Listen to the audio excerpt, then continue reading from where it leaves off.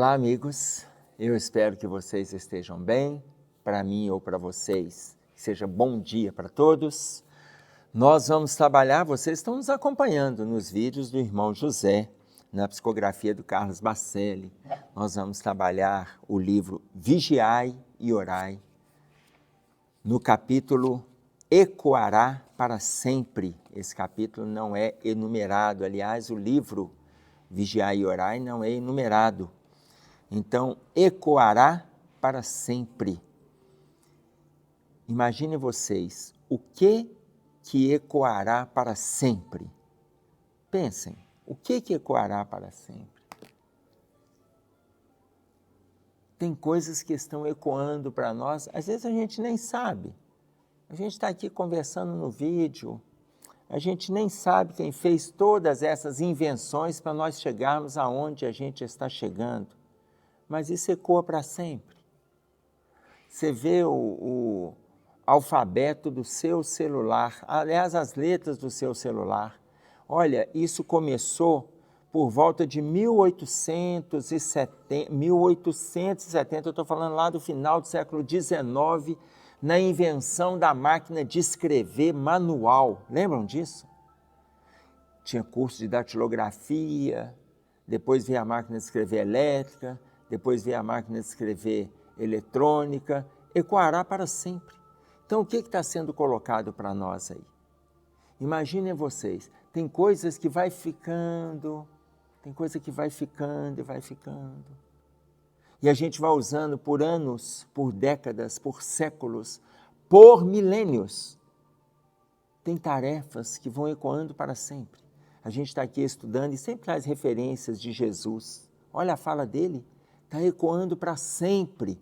E a dele é diferente, ecoa para a eternidade.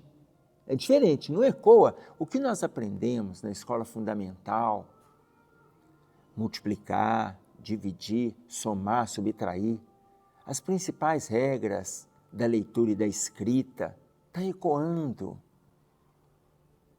Está claro? Tem coisas que a gente vai esquecendo, mas se a gente precisar, a gente retoma. Está ecoando.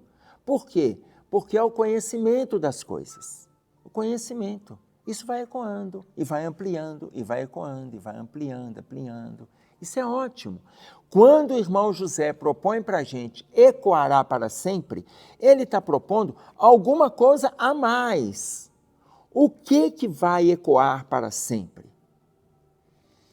Terás uma vida brilhante.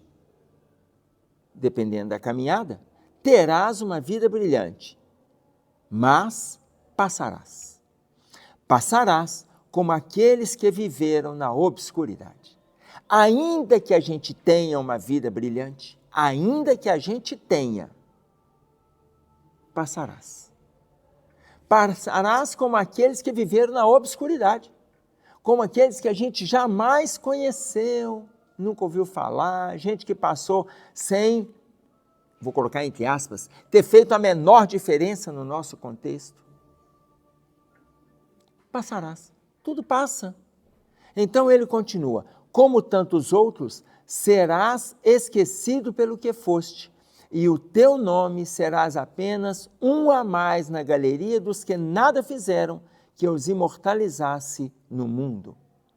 O teu nome, o meu nome e de qualquer pessoa vai ser esquecido como aqueles que nunca fizeram nada. Independente do que a gente faz hoje, independente. O teu nome será esquecido apenas, como vai virar apenas um a mais na galeria daqueles que também nada fizeram. Então a gente fica pensando no tema, ecoará para sempre. O que vai ecoar para sempre? Se ele fala que a gente vai passar, como aqueles que nada fizeram, passaram. Todo mundo passa. Todo mundo passa. Quem faz o bem, passa. Quem faz o mal, passa também. Todo mundo passa. E aí, ele coloca para nós, como tantos outros serás esquecido. Como tantos outros serás esquecido. E aí a gente se atenta para uma colocação do filósofo Sêneca, que nasceu na cidade de Córdoba, na Espanha, Ele é considerado um filósofo romano, mas ele nasceu, foi na Espanha, no ano 4 antes de Jesus, até o ano 65. Você imagina que ele colocava que, para a gente ser feliz, 3 caminhos. 3 caminhos. Paciência, silêncio e o tempo. Paciência, silêncio e o tempo. 3 caminhos. Imaginem vocês que se nós colocarmos isso como equação, paciência mais o silêncio é igual a tempo. Porque só com tempo a gente adquire esses 2 valores. Tá claro? Paciência, silêncio e o tempo. Olha, 3 caminhos para que nós conquistemos essa felicidade.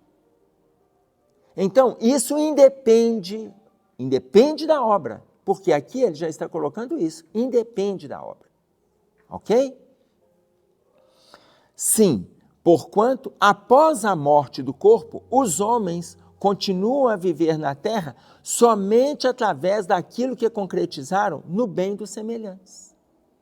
Após a desencarnação, as pessoas que aqui ficam, elas vão conviver com o bem que também ficaram, com o bem que as pessoas fizeram, com o bem que as pessoas deixaram.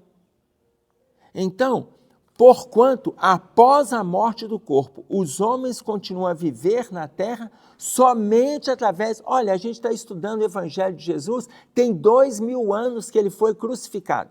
2020 anos. Aliás, tem quase 2000 anos, né? Porque ele retorna ao plano espiritual no ano 33 aproximadamente. Estamos no ano 2024. Quase 2000 anos que ele foi crucificado. E a gente convive com o quê? Com a obra. A gente está discutindo o quê? A fala dele, as ações dele, as curas dele, os acolhimentos que ele promoveu. É isso que a gente está fazendo.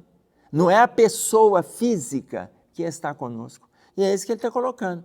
Após a morte do corpo, os homens continuam a viver na terra somente através daquilo que concretizaram no bem dos semelhantes. O que fizeres de bom, ecoará para sempre. Então, olha, o título é ecoará para sempre. E aí ele começa dizendo que o que a gente faz, seja de bom, seja de ruim, não importa. O nosso nome será esquecido na galeria. Tanto que ele faz um paralelo. O nome daqueles que fizeram de bom será esquecido na galeria daqueles que permaneceram na obscuridade. Ou seja, todas as pessoas passarão. Todos passaremos. Tá? O que vai ficar? A obra. Aí a gente vem numa perguntinha que Jesus deixou para nós aqui. Vocês estão acompanhando no vídeo? No capítulo 1 de Lucas, no versículo 38, eu estou me lembrando, se eu estiver errado, vocês anotem aí a referência. Que buscais? O que a gente está buscando aqui na Terra? Qual que é a nossa proposta? Olha, a gente vai passar. Todo mundo vai passar.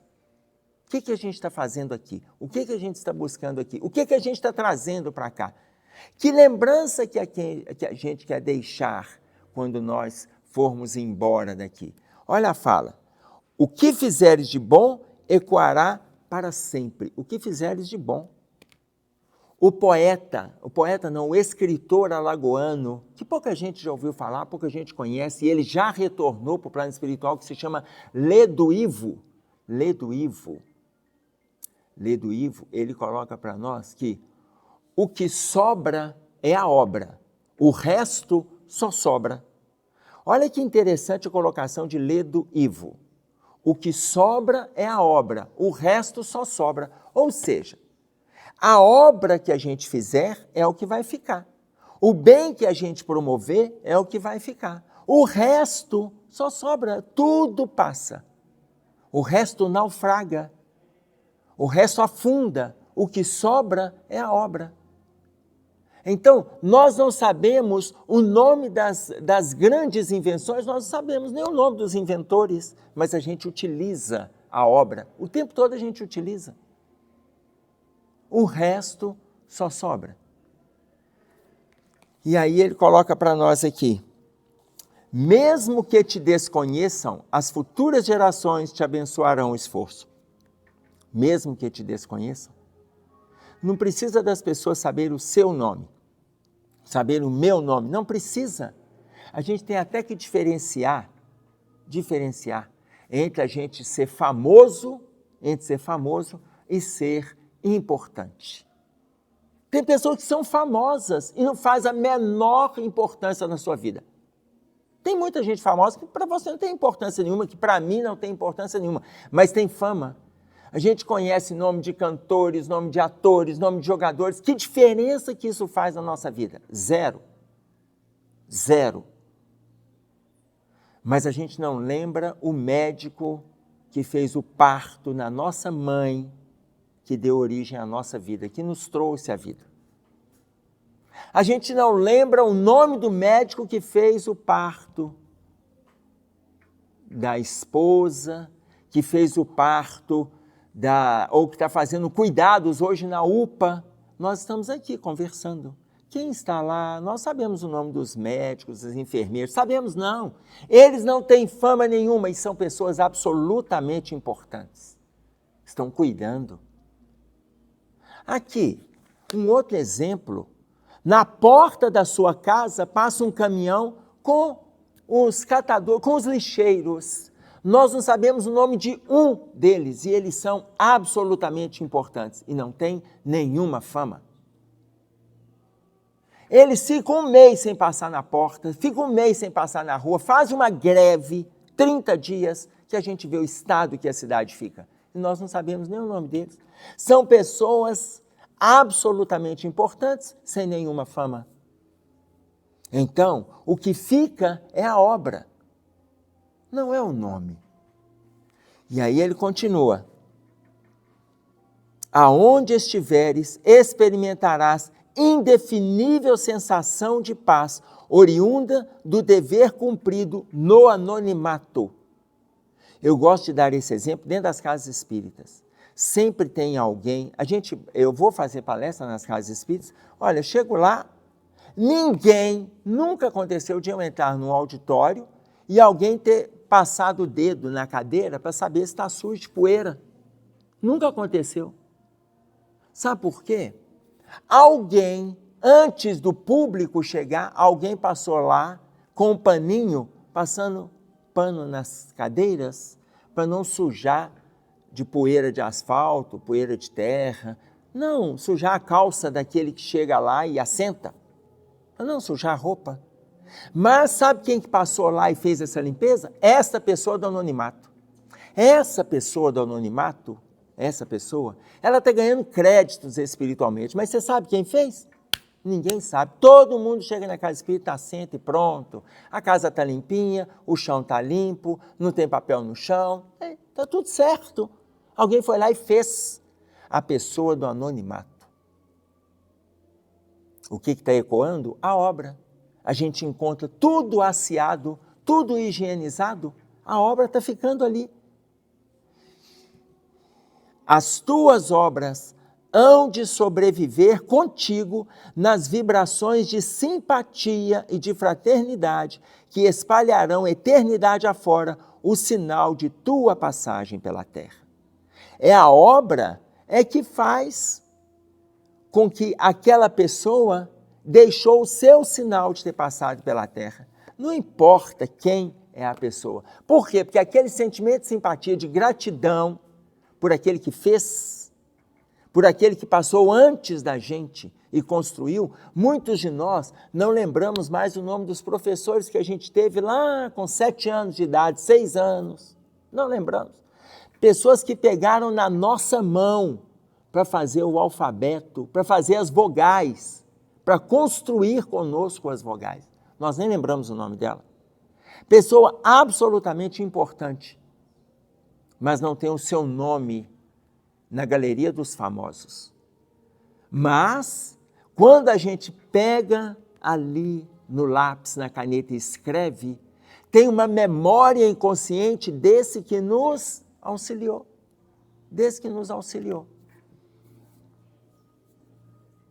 que a gente está fazendo? Aliás, a pergunta de Jesus, no capítulo 5 de Mateus, no versículo 47, no encerramento, aliás, o capítulo 5, 6 e 7 de Mateus, é o Sermão da Montanha.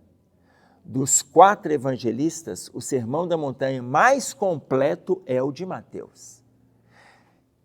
Ele registrou, no Sermão da Montanha, ele registrou coisas enquanto Jesus falava. Enquanto Jesus falava. Tanto que, se vocês tiverem a chance, ou quem já leu o livro Paulo e Estevão, quando Gesiel entra na casa do caminho, conversando com Pedro, e Gesiel dá para ele o nome, Pedro dá o nome para Gesiel de Estevão, para fugir às perseguições, e ele passa a ter uma outra identidade essa que ele assume inclusive espiritualmente, que hoje ele é visto também no plano espiritual como Estevão. No Novo Testamento tem lá assim, Estevão, primeiro mártir do cristianismo. Então imagine vocês, nós sabemos a história que antecede a Estevão, que é Gesiel, que Emmanuel traz para a gente no livro Paulo e Estevão. Quando Pedro fala para Gesiel que o Cristo já veio e foi crucificado, eu estou fazendo referência por volta do ano 35. Gesiel pergunta para ele assim, e agora não mais Gesiel, Estevão pergunta para Pedro, esse Cristo já veio? E não deixou nada escrito? Pedro fala com ele, só um minuto. Adentra a casa do caminho, retorna com os primeiros pergaminhos e ele fala, aqui tem os primeiros pergaminhos do nosso irmão Levi, que é Mateus, que ele já tem vários registros e ele está escrevendo mais, tudo da vivência nossa com o mestre. E Estevão debulha, ele fica um mês estudando tudo que Mateus já tinha escrito. Mateus termina de escrever todo o Evangelho de Mateus no ano 39 da era cristã, no ano 39, 6 anos após a crucificação. E ele termina de escrever em Jerusalém, na cidade que Jesus falava, em aramaico, que é a língua que Jesus falava. Porque depois nós vamos ter os outros 3 evangelistas, Marcos no ano 44, mas ele escreve em Roma e escreve em grego. Nós vamos ter Lucas no ano 56, que também escreve em Roma e também escreve em grego. Lucas e Marcos não conviveram com Jesus. Eles não eram discípulos de Jesus, eles eram estudiosos do cristianismo. E depois nós vamos ter o Evangelho de João, que foi quem conviveu com Jesus, que termina o seu Evangelho por volta do ano 90, que também escreve em grego, porém na Grécia. Como vocês podem ver, a perspicácia, a relevância do Evangelho de Mateus nas palavras de Jesus, ela aproxima mais ainda das falas do Cristo. Mas isso é só para a gente situar.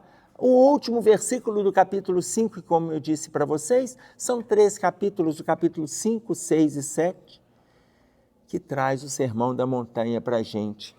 E o último versículo do capítulo 5, que é o versículo 47, é uma pergunta que Jesus traz para nós. Que fazeis de especial? Que fazeis de especial? O título do texto ecoará para sempre. E aí eu vou trazer algumas colocações. Eu estou me lembrando do poema aqui. Nós vamos consultar, eu vou consultar o Cássio também. Se o Cássio não achar, me fala, viu, Cássio? Eu não sei se é da Maria Dolores ou se é da Meimei, mas eu vou trazer para vocês, mas no vídeo vocês vão acompanhar aqui, porque vai alicerçar este tema, ecoará para sempre, quando ela coloca para nós assim: a fúria de Ramsés e o ódio de Cambises, feras humanas sem alguém que as dome, conquistaram ouro, poder e renome e aumentaram as lutas infelizes. Passam reis, ditadores e juízes, sem que sequer alguém lhes lembre o nome. Passam Dante, Leonardo, célebres atrizes, sem perceber a terra que os consome. Só Jesus permanece ao nosso lado. Mensageiro de Deus e herói amado, que nos tolera e instrui, ampara e guia. Sua mensagem é a luz maior que nos alcança, doando-nos a fonte da esperança em cânticos de paz, de amor e de alegria. Então, era o que nós tínhamos para trazer. Eu espero que esteja valendo para vocês as reflexões. Se atentem para o texto, ecoará para sempre. Um abraço a todos. Fiquem com Deus.